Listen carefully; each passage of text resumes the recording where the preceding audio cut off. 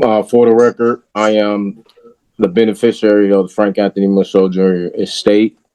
I am the authorized representative, and I appoint you, the judge, as the trustee, ma'am. Ma'am, at the end of that last hearing, Judge Martin made it clear that the next stop would be in front of Judge Oakley. And if you know anything about this man, you already understand the atmosphere shifts the moment he walks in, because this judge has a reputation for shutting down nonsense instantly, and sovereign citizen tricks never breathe for long in his courtroom. So today, we step into a space where the excuses crumble and the confusion fades away, and all we are left with is a judge who enforces order without hesitation, and a defendant who thinks he discovered a secret legal universe hidden on the internet. And the moment he opens his mouth, you will see exactly how badly that decision goes for him, because Judge Oakley does not play with wannabe legal philosophers, and today he proves it again in spectacular fashion. All right, appearances for the people versus Frank Michaud Jr.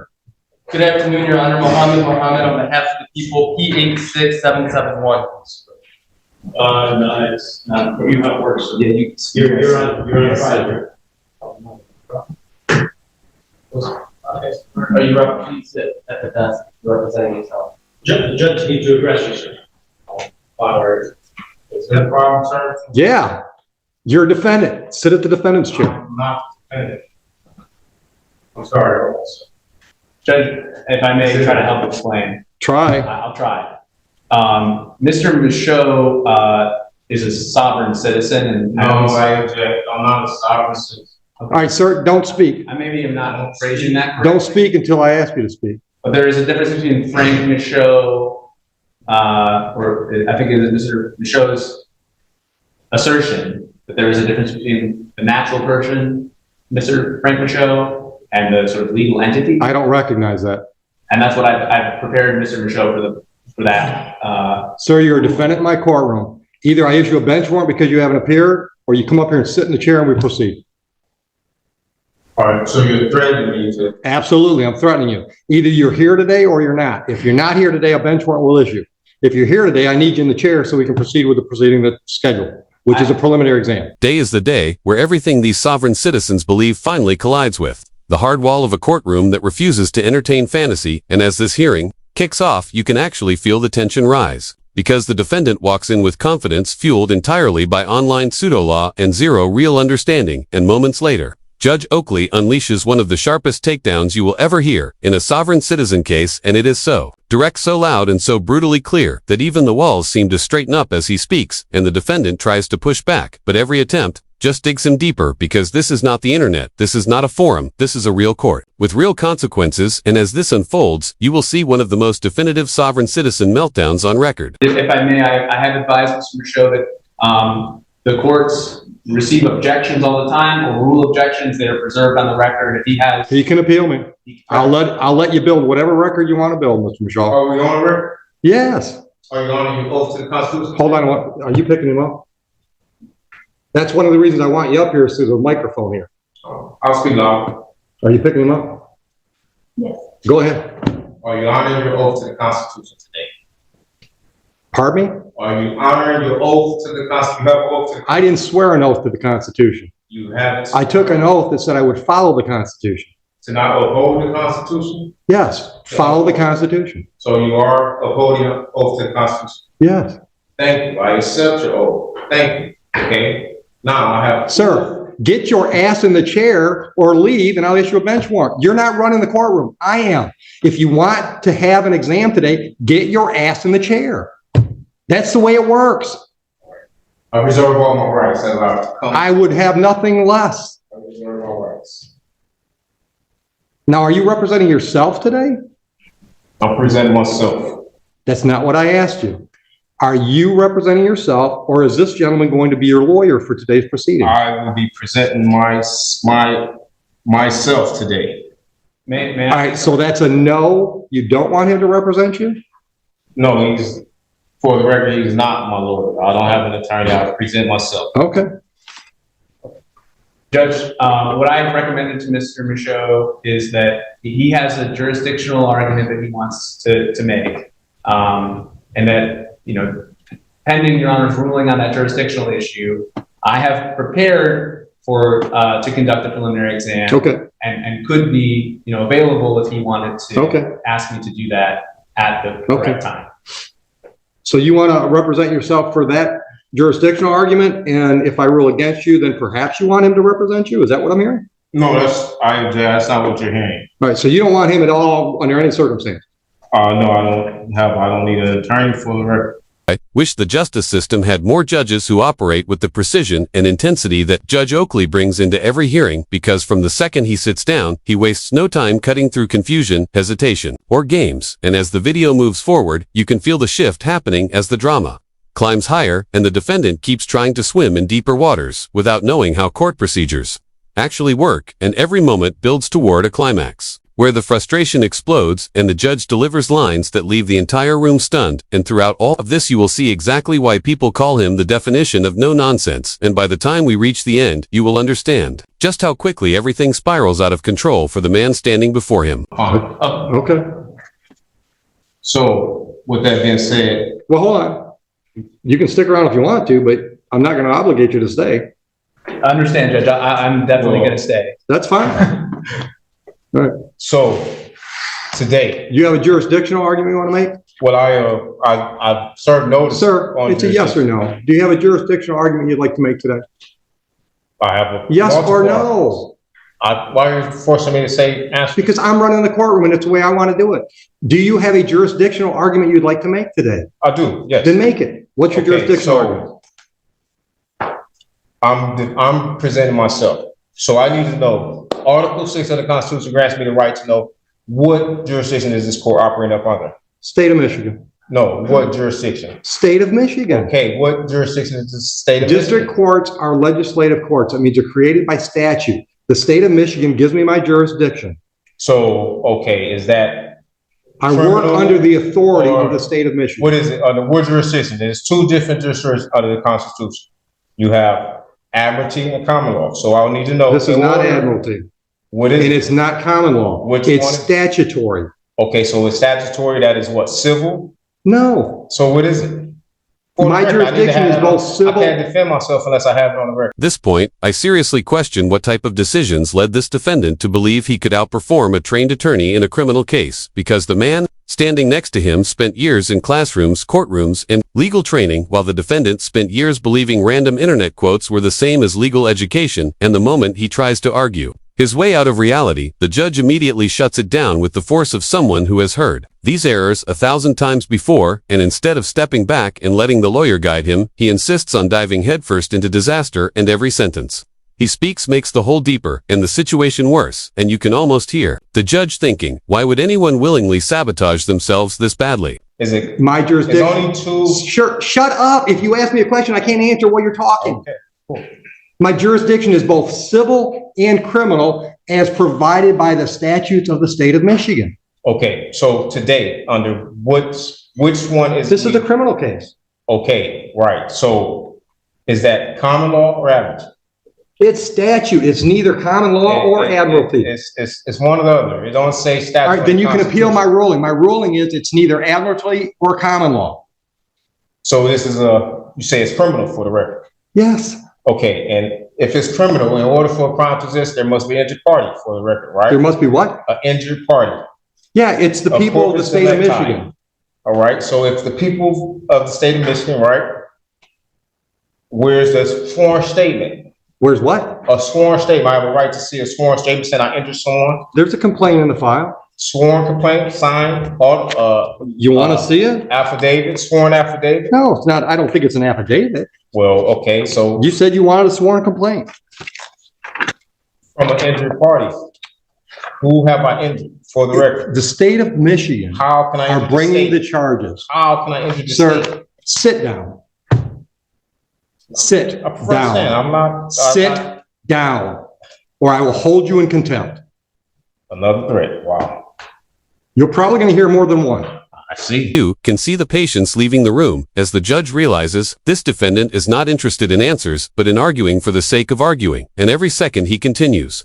Talking only pushes him closer to the edge of a contempt ruling, and the judge is visibly done with the constant interruptions, the pointless speeches, and the imaginary legal theories, and you know a breaking point is coming.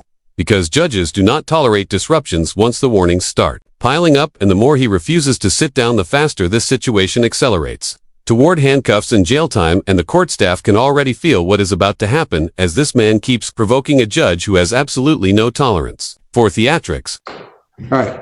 I am ruling that I have jurisdiction. You are free to appeal that to the circuit court. Proceed. Do the people have a witness they'd like to call in the exam? Yes, Judge, the people are prepared to move forward. Just as a quick preliminary matter, would request a mutual order of sequestration with an exception for the OIC. All right. So again, I'm not asking you to talk. Ma'am, are you a possible witness in this case? Okay. All right. And would you mind putting your name on the record, please? Counsel, I want to look at the lady. Would you mind putting your name on the record? she's a witness. She is a witness. Sir, you speak again when I haven't asked you to, and you're in contempt. And we'll deal with that first. The reason I need your name is because if you appear somewhere down the road and want to testify, we have to know that today you were in the courtroom. And I can't do that by taking a picture of you, so I'm asking you to state your name. Your witness. Yes. Sir, you are in contempt of court. That's a $100 fine. Speak again when it's not your turn, and I'll continue to up the ante. Clear? You can speak now. I've asked you a question. I object. I don't give a shit if you object. Is it clear what I said? I'm waiting for an answer. I said I object. What am I supposed to say? I want to know if you understand you've just been fined $100 for contempt. I don't understand. Okay, well, you still owe me $100. Take a moment to appreciate judges who enforce structure with absolute clarity, because without judges like Oakley, sovereign citizens would turn every courtroom into a circus of confusion and misinformation, and the level of discipline he brings is what keeps the wheels of justice turning smoothly, no matter how chaotic the defendant behaves, and watching him handle. This case is like watching a professional dismantle a puzzle he has solved 100 times before, and every ruling, every instruction, and every correction lands with precision and authority. And as the defendant keeps pushing back, all Oakley does is tighten the boundaries until reality forces the man to confront his mistakes. Are you going to give me your name? Can I step out? That's fine. Thank you. Witness. Your Honor, the people called Officer Steffen. Oh, I'm sorry. One last quick preliminary matter. Pursuant to 76611D, we'd like to introduce a certified registered of action in regard to this individual being a previously convicted felon. I object. Hold on. Have you showed that to him? I object. I object. What's your objection, Mr. Michaud? My objection is that I am here under the guise of Bless you. probable cause conference.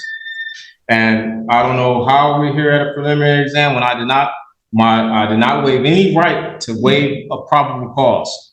This is a preliminary exam. This is, okay, so right here it This says, is the probable cause hearing. it says, it's, All right, it says, stop. Right now, the question on the table is, you've objected to admittance of that document. I want to know what your legal objection is. I'm also objecting. What is your legal objection? To not waiving my probable cause hearing. Denied. That's admitted. Under what grounds am I denied not? Because you didn't give me a valid objection. I object. You can't just object. You got to explain with the valid objections to the I evidence. object that we are having a preliminary exam when I haven't had a probable cause hearing and that I did not. They're the same thing, Mr. It's still, on this. Mr. Michaud, they're the same thing. But it's still, I have a right to a probable cause. Am I right or wrong? Sure, try. Am I right? Do I have a right to a probable cause? That's what today is scheduled for. But today it says preliminary exam. Right here it says probable cause conference. And today is a different date that says a preliminary. Have you ever had a grilled cheese? If it was different. Have you ever had a grilled cheese? If it was different, why would it have two separate Have you ever had a columns? grilled cheese? I object to any of that. Why would it have two separate columns? Take him out. Why would it have two separate columns? I'm not playing this game with him today. If you think you can get him to shut up long enough so we can have our hearing, we'll do it. But I'm not going to let him try to run my courtroom. Okay, I'll just be very brief in my one attempt here. I would like to try to explain what I understand Mr. Michaud's objection to be, and what I have also represented to him regarding that objection. Mr. Michaud, I think the court record will reflect, had a probable cause conference first on November 29th and then again on December 20th. I have disclosed, I mean, I think I've been very transparent with Mr. Michaud that probable cause conference is a bit of a misleading name because probable cause conference under the court rules does not require that probable cause be established. Right. At the second probable cause conference, Mr. Michaud was caring for a sick relative, so he wasn't able to attend that probable cause conference scheduled December 20th. Which didn't hurt him at all. Right. I represented him on that day, and I asked the court to waive his appearance so that he could remain with his family. Which we did. I understood to be his wishes. I may now understand differently that I misrepresented him in some way, but my goal was just to be able to conduct a probable cause conference where we were going to find out if there was any offer, whether discovery. You don't have to tell me what they are. I know what they are. I know, but I'm just trying to explain. And I'm trying to explain it to him too, but I'm not going to talk over him. Right. And I'm not going to play that crap today. Right. So if you want me to explain what's scheduled today versus what was scheduled last time, I'm happy to do that. But you got to be quiet while I'm talking. Clear? Oh, dude, I hear you. All right. The last court date that we call a probable cause conference is like a pretrial on a misdemeanor. It gives the parties a chance to discuss the case and see if there's any resolutions prior to the next step. Next step being preliminary exam. At the preliminary exam, the people have to prove to me that there's probable cause to believe that there was a crime and there's reason to believe you were involved. That's what's scheduled today. That is a probable cause hearing. Probable cause conference is just a name that we all came up with instead of saying it's a pretrial for a felon. Do you have any questions based on that?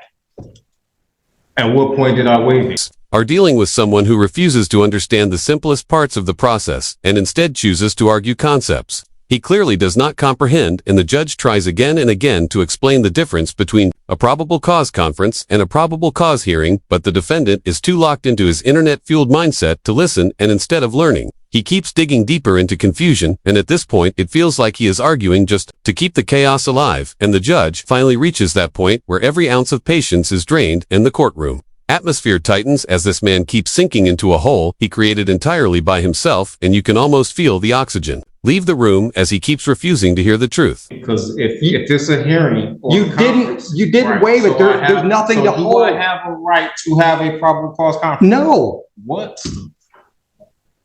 You can do that right now. Do you want to make a deal with the people?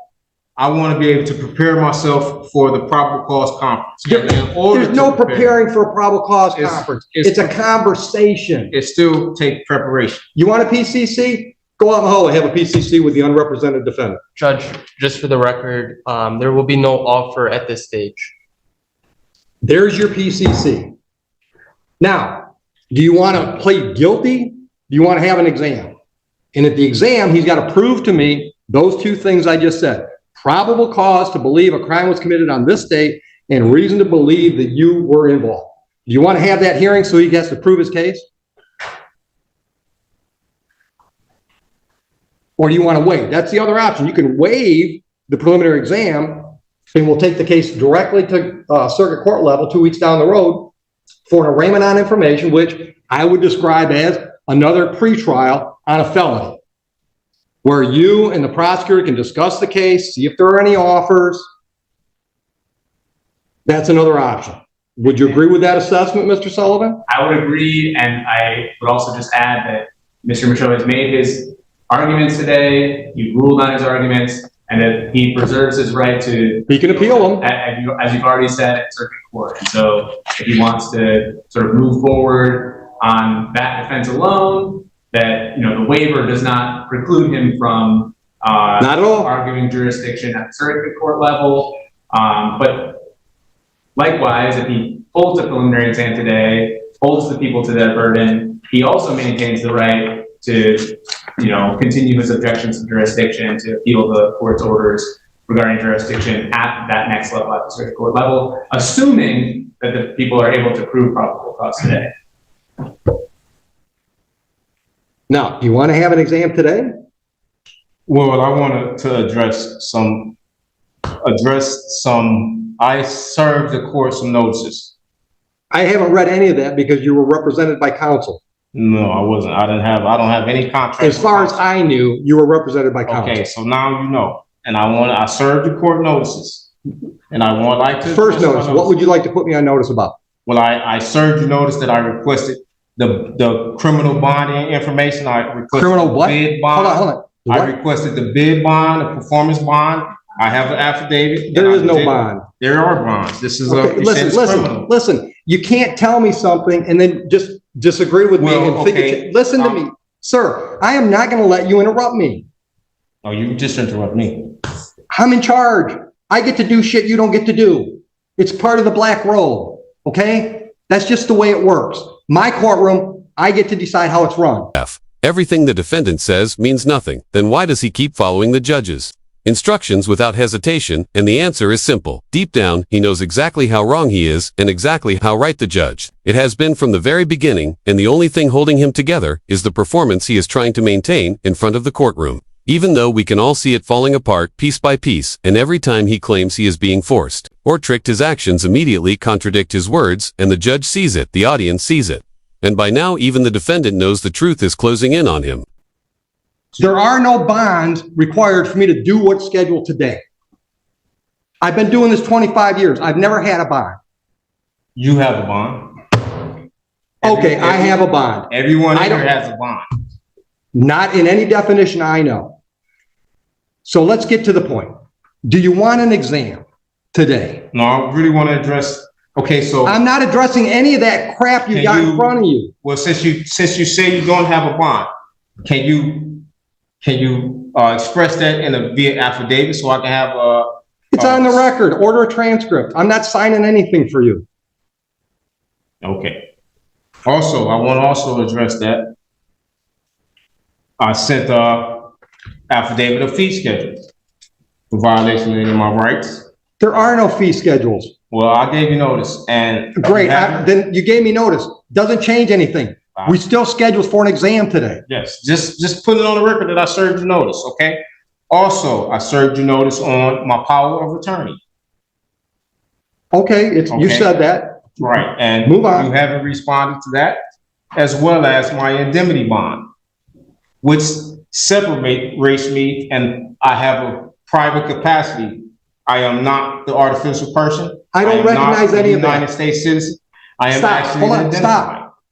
You can put on notice what you sent the court if you want to make a record of that. But I'm telling you, I don't recognize any of that stuff you're talking about. I don't recognize that you're not really Frank Michaud.